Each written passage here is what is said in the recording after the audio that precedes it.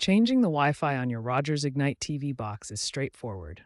First, ensure your new router is on and broadcasting its signal. On your TV box, press the menu or home button on the remote.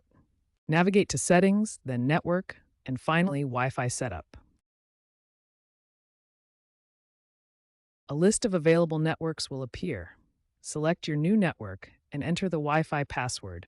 Once connected, test the connection by streaming content. If you encounter issues, try rebooting the box or checking for firmware updates using the My Rogers app.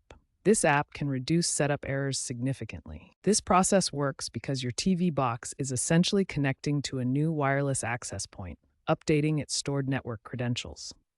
Ensure you have the correct password and are within range of the router for a stable connection.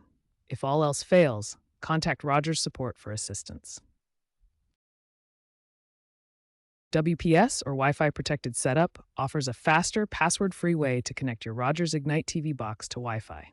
To use WPS, first locate the WPS button on your router. It's usually on the back or side. On your TV box, navigate to Settings, Network, then Wi-Fi Setup, and look for an option like Connect via WPS. Press the WPS button on your router, and then select the WPS option on your TV box within 2 minutes. The devices will automatically exchange credentials. While convenient, WPS has security vulnerabilities. Experts recommend using manual setup with a strong WPA3 password for better security, especially for sensitive networks. If WPS fails, it's often due to router incompatibility. Revert to manual setup.